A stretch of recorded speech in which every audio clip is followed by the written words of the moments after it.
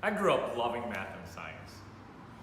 I eventually went on to earn a PhD in molecular neuroscience, but I left academia and the university to teach science at a high poverty, low income high school here in Chicago.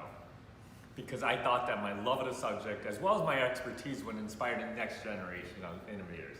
But I quickly realized that this was not the case. And I grew up in a family filled with scientists and mathematicians, but I hated math and science. So I loved reading, I liked being creative. I went on to be a reading teacher, and I worked here in Chicago Public Schools at a high poverty, low income school. What I later realized as a teacher was that it's not about the subject itself, but how we're presenting it to our kids. So anyone can be a math person, anyone can be a science person, it's just really creating that connection.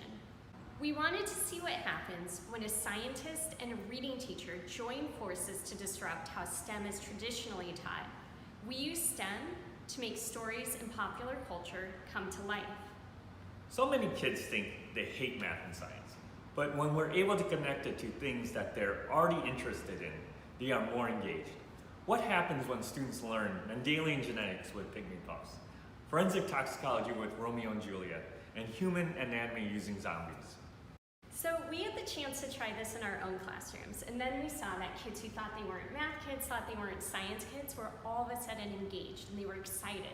And it was all given the power of stories. So we want to help all teachers. We want to show teachers how you can incorporate this storytelling, use stories to get kids more excited about math and science. Because we believe that the future of education is where lessons are not solely subject specific, but they are truly integrated, that a lesson that starts in the humanities incorporates the arts and continues all the way into math and science.